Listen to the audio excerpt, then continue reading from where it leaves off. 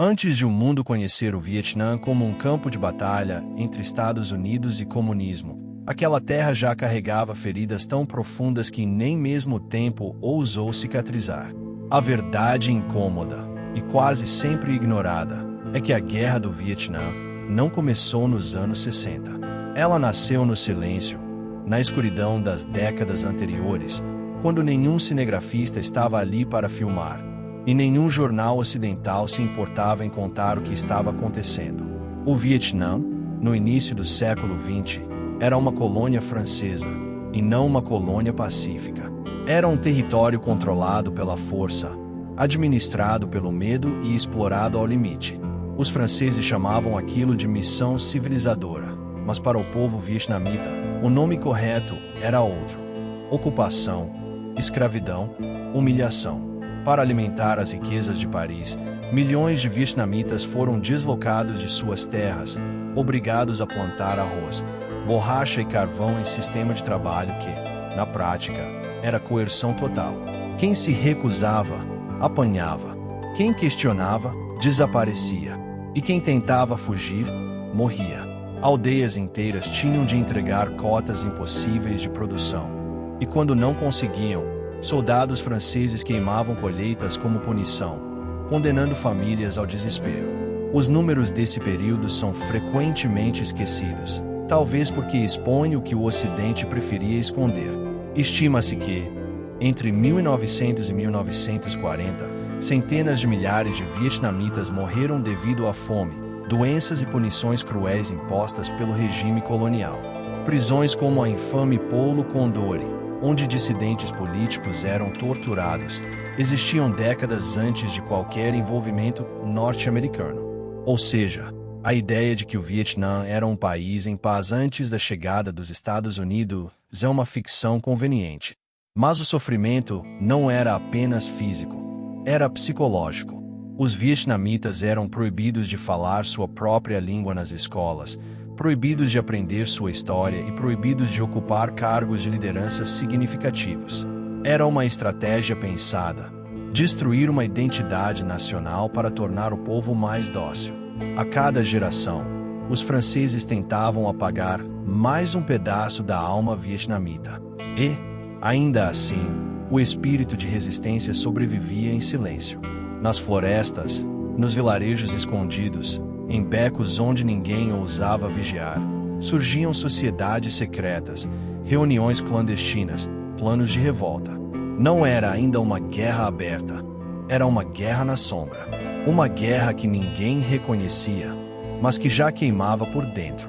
Quando os primeiros movimentos nacionalistas começaram a surgir, a resposta francesa foi imediata: prisões em massa, execuções exemplares e repressão violenta. Em 1930, por exemplo, a revolta de Yen Bai foi esmagada com extrema brutalidade. Civis inocentes, suspeitos de apoiar a rebelião, eram mortos sem julgamento. Aldeias eram transformadas em campos de punição. A mensagem era clara: qualquer sonho de liberdade seria pago com sangue. O Vietnã, nesse ponto, já estava em guerra, uma guerra invisível, sem declarações oficiais, mas com mortes reais. Uma guerra travada contra um povo que apenas queria existir sem correntes. E essa guerra secreta preparou o terreno para tudo que viria depois. A explosão contra os japoneses, a insurgência contra os franceses, a ascensão do Vietnã e, finalmente, o confronto contra os Estados Unidos. Quando os Estados Unidos chegaram ao Vietnã, não encontraram um povo pacífico sendo radicalizado pelo comunismo. Encontraram um povo que há décadas era massacrado, torturado e oprimido por potências estrangeiras. Encontraram um país onde a violência já era parte do ar. Encontraram uma nação que aprendeu, da forma mais dolorosa possível, que ninguém viria salvá-la e que, portanto, teria de lutar até o fim. Porque, antes da Guerra do Vietnã, já havia uma guerra sendo travada. Uma guerra que o mundo escolheu não ver. Quando a Segunda Guerra Mundial explodiu na Europa, o Vietnã não imaginava que o pior ainda estava por vir. A guerra entre impérios, travada a milhares de quilômetros de distância, logo encontraria um caminho para as selvas, os arrozais e as aldeias vietnamitas. O caos europeu atravessou oceanos e caiu direto sobre um povo que já estava ferido. Em 1940, a França, que dominava o Vietnã havia décadas, é esmagada pela Alemanha nazista. Em poucos dias, Paris cai, o governo se rende e o orgulho francês se desfaz. Mas nas colônias, ninguém explica ao povo o que está acontecendo. De repente, o Vietnã passa a ser governado pela França de Vichy, um regime fantoche, submisso aos nazistas e sem poder real. E é nesse momento de fraqueza que outro ator brutal entra em cena, o Japão Imperial. O Japão, que dominava a Ásia com punho de ferro, não queria apenas controlar o Pacífico. Ele queria recursos, comida, mão de obra, e o Vietnã era um tesouro estratégico. Assim, em setembro de 1940, as tropas japonesas entram no Vietnã, não com diplomacia, não com acordos, mas com tanques, baionetas e a promessa de que qualquer resistência seria esmagada. De um dia para o outro, o povo vietnamita passa a viver sob duas ocupações ao mesmo tempo. A francesa, fraca mas ainda presente, e a japonesa, brutal e implacável. O Vietnã virou um palco onde dois impérios estrangeiros disputavam poder enquanto o povo era tratado como um recurso a ser explorado. Os japoneses confiscam arroz, gado, ferramentas agrícolas e tudo o que pudesse alimentar sua máquina de guerra. Trens e barcos, antes usados para transportar comida entre as províncias, são redirecionados para abastecer o exército japonês na China. O arroz, base da alimentação vietnamita, passa a ser desviado em quantidades colossais. E então começa a tragédia que se tornaria a maior catástrofe humanitária da história do Vietnã: a fome de 1945. Ela não foi causada por secas, pragas ou falhas naturais. Foi fabricada por decisões humanas, políticas de guerra frias, calculadas e desumanas. Enquanto armazéns japoneses estavam abarrotados de arroz, camponeses morriam nas estradas, nos campos e nas portas das cidades. Famílias inteiras abandonavam suas aldeias para procurar qualquer coisa que pudesse ser mastigada: raízes, insetos, folhas de bananeira. Crianças com costelas expostas desmaiavam nas margens das estradas.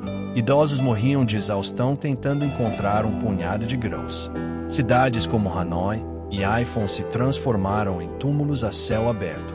Corpos se acumulavam tão rapidamente que autoridades não tinham tempo de enterrá-los. As estimativas variam entre 1 e 2 milhões de mortos, talvez mais. Um número tão absurdo que, mesmo na Segunda Guerra Mundial, onde a morte era cotidiana, chocou até os próprios vietnamitas. E no meio dessa tragédia, franceses e japoneses fingiam que nada estava acontecendo. Os franceses, submissos ao Japão, tentavam manter sua autoridade espremendo ainda mais o povo. Os japoneses viam os vietnamitas como descartáveis. Era a fusão perfeita entre indiferença colonial e violência imperial. Em vilarejos isolados, quem ousava esconder arroz era executado. Em algumas regiões, soldados japoneses alinhavam famílias inteiras, se faziam perguntas sob mira de baionetas: onde está o arroz? Se não respondessem, queimavam celeiros, casas, às vezes, os próprios moradores. Não eram massacres isolados, eram rotinas de terror. O Vietnã se tornou um território onde ninguém protegia civis. Os franceses, enfraquecidos, tentavam recuperar poder reprimindo o povo. Os japoneses, fortalecidos, impunham um regime de medo absoluto.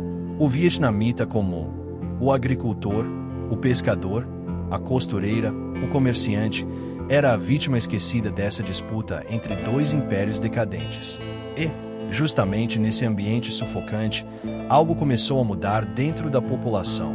O ódio acumulado, a fome, as mortes e a humilhação despertaram uma fúria silenciosa. Foi a faísca que o Vietnã precisava para surgir como esperança e vingança. E seria essa faísca que incendiaria toda a Indochina nos anos seguintes. A Guerra do Vietnã, antes de ser guerra, foi a fome, a opressão, o massacre, e o mundo não viu porque não quis olhar. Se o Vietnã já vivia décadas de opressão e fome, foi na cidade histórica de Hue que a violência tomou uma forma ainda mais cruel: a violência política. Antes de a Guerra dos Estados Unidos começar, antes de o mundo aprender a pronunciar o nome Vietnã, Hue era um laboratório de terror, um lugar onde civis eram esmagados entre forças que disputavam o controle do país. Hue tinha um simbolismo gigantesco. Era a antiga capital imperial, o coração cultural e espiritual do Vietnã.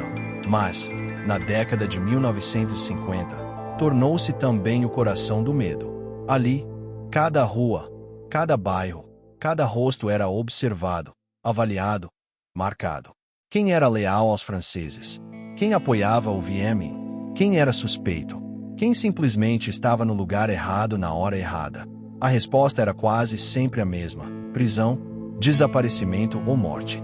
Quando os franceses tentavam recuperar o controle da Indochina após a Segunda Guerra, eles sabiam que o era estratégica.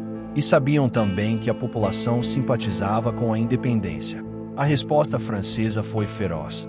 Centenas de pessoas foram presas sem mandado, interrogadas por horas, torturadas para confessar alianças que, muitas vezes, nunca existiram. E, quando o medo já sufocava a cidade, outro ator entrou em cena: o governo sul-vietnamita, apoiado pelos franceses e depois pelos americanos. Esse governo, liderado inicialmente por Ngo Dinh Diem, tinha uma missão clara: caçar comunistas, simpatizantes, suspeitos e qualquer um que pudesse um dia discordar do regime. A paranoia virou política de Estado. A prisão não era mais consequência de culpa, era consequência de suspeita. E suspeita era qualquer coisa. Um professor que ensinava história vietnamita podia ser acusado de incitar nacionalismo. Um camponês que ajudava o Viet Minh por medo podia ser tratado como traidor. Um monge que pregava paz podia ser rotulado de neutralista. E neutralidade era traição. Foi nesse ambiente que começaram as chamadas purificações políticas, uma série de expurgos, caçadas, execuções secretas e intimidações que destruíram famílias inteiras. Em Hue, casas eram invadidas no meio da noite, pessoas eram arrastadas para caminhões sem explicação, e muitas nunca mais eram vistas. Para a população civil, a sensação era de que viviam em um tabuleiro de xadrez onde todas as peças tinham armas, e os civis eram peões sacrificáveis. Não importava o lado, não importava a causa. Quem realmente sofria era o povo. Os primeiros massacres de Hue surgiram justamente dessa lógica doentia. Seta preta para a direita: eliminar, não o inimigo armado, mas o inimigo possível. Seta preta para a direita: punir não o culpado, mas o suspeito. Seta preta para a direita: destruir a base civil antes de destruir o exército inimigo. Essas purificações políticas, que começaram nos anos 50, eram uma forma primitiva e brutal da guerra psicológica que explodiria mais tarde contra os Estados Unidos. Mas aqui, antes das câmeras, antes da mídia internacional, a tragédia passou despercebida. A tensão em Hue se tornou insuportável. E sempre que o governo sul-vietnamita apertava o cerco, o Viet Minh respondia com igual brutalidade, sequestrando colaboradores, executando informantes e, às vezes, atingindo civis inocentes por erros de inteligência. O povo estava preso entre dois fogos. Duas forças achando que matar era a única forma de vencer. Duas ideologias que tratavam vidas como números. A lógica do massacre se consolidou. Se a aldeia ajudou um lado, o outro atacava. Se não ajudou nenhum, era punida por indiferença. Se alguém tentou fugir, era executado por traição. Mas foi em Hue que tudo convergiu para algo maior. Um ódio que fermentou por décadas e que preparou o Vietnã para uma guerra onde ninguém confiava em ninguém. Onde civis eram usados como escudos, ferramentas e troféus políticos. Hue se tornou o símbolo de uma verdade silenciosa. A Guerra do Vietnã começou muito antes de bombas americanas caírem. Ela começou quando as vidas civis deixaram de ter valor. E foi nessa cidade, nas suas vielas, seus templos, seus becos escuros, que o Vietnã aprendeu a regra que definiria todo o conflito futuro. No Vietnã, não sobrevivia quem tinha razão. Sobreviviam os que não chamavam atenção. Se a opressão francesa parecia severa no início do século XX, Após a Segunda Guerra Mundial, ela se transformou em algo ainda mais sombrio. Quando o conflito global terminou, muitos acreditaram que o Vietnã finalmente conquistaria um pouco de paz. Mas o que veio foi o contrário. Uma guerra suja, silenciosa e cruel, onde os civis eram tratados como peças descartáveis de um jogo colonial. A França, humilhada pela derrota para os japoneses e pela rendição aos alemães, precisava desesperadamente reconstruir seu orgulho. E decidiu fazê-lo reprimindo brutalmente um povo que já vivia de joelhos. A ideia era simples: esmagar qualquer semente de independência antes que ela se tornasse impossível de arrancar. É nesse contexto que surgem os campos de concentração coloniais, como o temido Paulo Condori, um lugar tão infernal que sobreviventes diziam que ali o sol parecia queimar diferente. Localizado numa ilha isolada no Mar do Sul da China, Paulo Condori era oficialmente uma prisão política. Na prática, era um laboratório de tortura. Os presos, muitos deles civis acusados sem provas, eram acorrentados a troncos, expostos ao sol por horas, espancados até perder a consciência e forçados a cavar suas próprias covas apenas para provar que estavam dispostos a colaborar. Algumas celas eram tão apertadas que os homens não conseguiam deitar. Outras eram chamadas de tigres, gaiolas minúsculas de arame onde os prisioneiros eram mantidos curvados por dias, incapazes de levantar a cabeça. A crueldade era institucionalizada. Havia manuais, instruções e relatórios descrevendo métodos de punição. A guerra suja não era feita por soldados isolados, era política oficial. Nos vilarejos, a situação não era melhor. Tropas francesas faziam operações de limpeza onde qualquer aldeia suspeita de ajudar o Vietnã era cercada, os moradores reunidos na praça e interrogados até que alguém confessasse. Se não confessassem, casas eram queimadas. Se confessassem, alguém morria para servir de exemplo. A paranoia crescia. Um camponês que vendia arroz para um guerrilheiro faminto podia ser executado como cúmplice de rebelião. Uma mulher que costurava roupas para o Vietnã podia desaparecer da noite para o dia. E, pior do que isso, muitas vezes não havia prova alguma.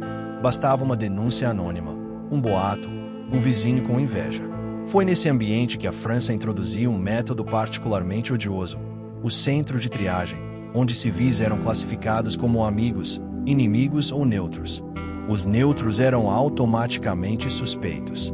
A neutralidade, no Vietnã colonial, era um crime. As execuções sumárias se tornaram tão frequentes que, em algumas regiões, aldeias construíam valas comuns antes mesmo da chegada dos soldados, como se preparassem para o inevitável. E enquanto tudo isso acontecia, o mundo ocidental falava em missão civilizadora. Essa violência sistemática fez algo que marcaria profundamente o futuro do Vietnã: transformou vítimas em combatentes. Cada aldeia incendiada gerava novos insurgentes. Cada torturado virava símbolo de resistência.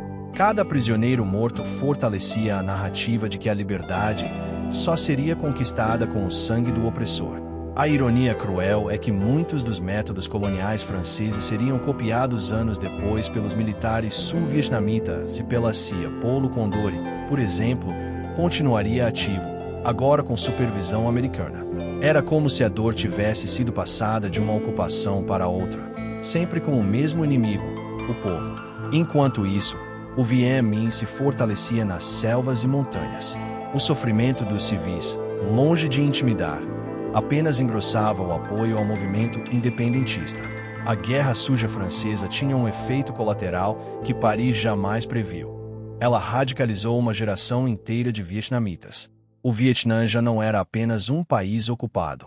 Era uma nação traumatizada, calejada e pronta para lutar até o último suspiro. E o mundo, mais uma vez, não estava olhando. Depois de décadas de fome, humilhação, tortura e massacres, algo irreversível começou a acontecer dentro da alma vietnamita. Não foi uma decisão tomada em assembleias, não foi um plano desenhado por generais, e muito menos foi resultado de discursos ideológicos. Foi instinto, foi sobrevivência. O povo vietnamita, empurrado ao limite da dor humana, finalmente decidiu lutar. Não por glória, mas por vingança, dignidade e pura necessidade de existir. A resistência não começou com armas sofisticadas ou estratégias complexas. Começou com pequenos gestos, quase invisíveis. Uma família escondendo arroz de soldados franceses. Um camponês mentindo sobre o paradeiro de um guerrilheiro. Uma aldeia que, em silêncio, transportava bilhetes secretos pelas trilhas da selva. Cada ato de desobediência era, ao mesmo tempo, uma faísca e um risco mortal. Com o tempo, essas pequenas faíscas se uniram, e o que era silêncio virou sussurro. O que era sussurro virou murmúrio, e o que era murmúrio virou grito. O povo, exausto, não queria mais sobreviver, queria libertar-se. Assim surgia a base popular que daria força ao VMI, um movimento que prometia algo simples: um Vietnã livre, governado por vietnamitas, não por franceses, japoneses ou americanos. A narrativa ocidental diz que o comunismo foi o responsável pela radicalização vietnamita. Mas a verdade é outra. A dor radicalizou o Vietnã. Foi a fome de 1945 que convenceu milhões de que nada pior poderia acontecer.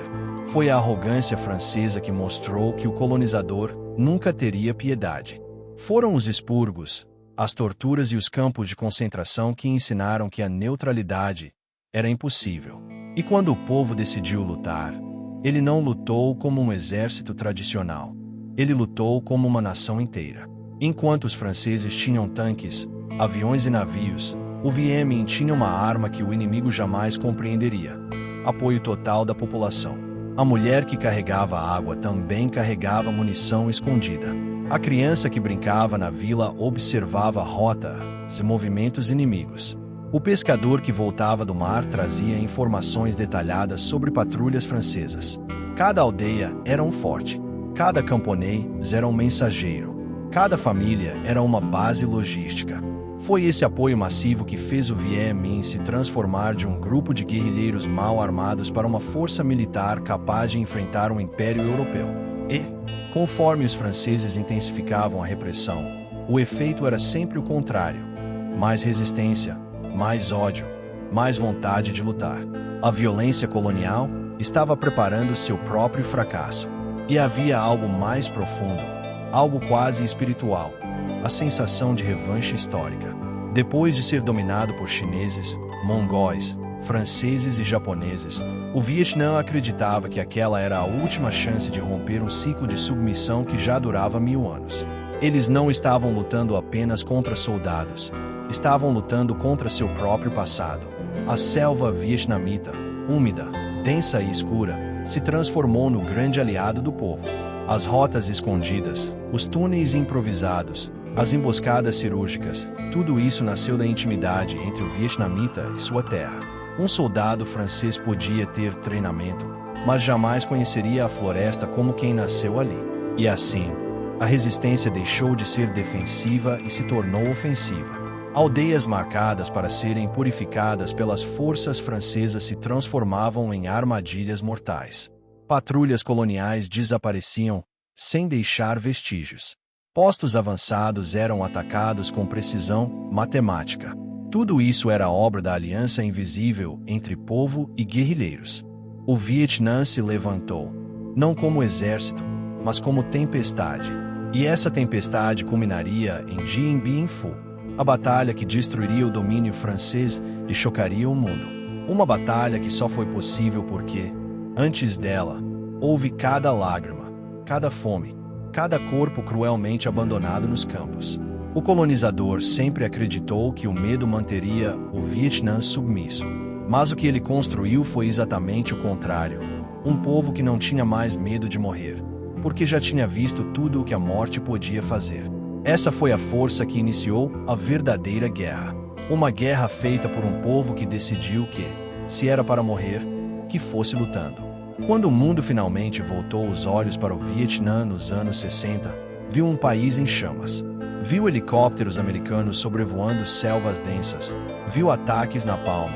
Viu jovens soldados morrendo em terras que nunca tinham ouvido falar. Mas aquilo que o mundo testemunhou nos noticiários não era o começo de nada. Era apenas a continuação. O capítulo mais visível de uma tragédia que já durava décadas. A verdadeira guerra do Vietnã começou antes de a primeira bomba americana cair. Ela começou no momento em que o colonizador decidiu que a vida vietnamita valia menos que a ambição europeia. Ela começou quando o Japão transformou a Rosai em cemitérios. Ela começou quando franceses ergueram prisões que pareciam ter sido desenhadas no próprio inferno. Ela começou quando aldeias inteiras aprenderam que, para sobreviver, era preciso desconfiar de tudo e de todos. Esse passado violento criou algo que nenhum exército estrangeiro jamais conseguiu compreender. O Vietnã não lutava apenas por ideologia, lutava por memória. Cada família tinha um morto para lembrar. Cada aldeia tinha uma ferida aberta. Cada geração carregava um trauma que não podia ser esquecido. Quando os Estados Unidos entraram no Vietnã, eles levaram armas modernas, helicópteros, comunicações avançadas e confiança cega na superioridade militar. Mas não levaram o mais importante, compreensão histórica. Eles acreditavam que estavam entrando em uma guerra como qualquer outra, quando, na verdade, estavam entrando em uma guerra que já tinha começado muito antes deles. Uma guerra que os vietnamitas já estavam lutando de alma, de corpo e de destino. Os massacres cometidos por franceses, japoneses e governos locais criaram uma população que simplesmente não aceitava mais ser dominada. Para o Ocidente, a Guerra do Vietnã era um conflito geopolítico. Para o povo vietnamita, era uma guerra de libertação final. O último capítulo de um combate que vinha sendo travado contra estrangeiros há mais de 1000 anos. E isso explica tudo o que veio depois. Explica por que aldeias inteiras escondiam guerrilheiros arriscando a própria vida. Explica por que crianças serviam de mensageiras na selva. Explica por que o Viet Minh e o Viet Cong pareciam se multiplicar como se fossem parte da natureza. Explica por que o povo suportou bombardeios intermináveis, fome e destruição, sem nunca se render. A guerra moderna dos anos 60 só foi possível porque o Vietnã já tinha aprendido, da pior forma possível, a lutar contra forças muito maiores do que ele. O país estava emocionalmente preparado para a dor, psicologicamente preparado para o sacrifício, culturalmente preparado para resistir até o fim. E o que os Estados Unidos chamaram de teimosia, os vietnamitas chamavam de sobrevivência. A vitória vietnamita em 1975 não foi conquistada apenas em Saigon. Ela foi conquistada muito antes, em cada aldeia que queimou, em cada família destruída, em cada criança morta pela fome de 1945, em cada prisioneiro torturado em Polo Condori. A guerra dos anos 60 foi apenas o golpe final de um processo que já estava decidido pela história. E o mais trágico, o mundo nunca viu, ou nunca quis ver, os massacres que realmente definiram esse conflito. Quando os holofotes foram acesos, a guerra já estava no último ato. Tudo o que antecedeu esse momento, os episódios que transformaram um povo inteiro em combatentes resilientes, ficaram enterrados sob décadas de silêncio, negligência e interesse político. No fim, o que o Vietnã queria não era dominar ninguém. Era apenas o direito de existir, sem ser mandado por estrangeiros. E, para conquistar esse direito, foi obrigado a pagar com sangue, o próprio e o daqueles que tentaram controlá-lo. A Guerra do Vietnã, portanto, não é uma guerra que começou em 1965. É uma ferida que começou a ser aberta no início do século XX e que só terminou quando o Vietnã finalmente pôde respirar como uma nação livre.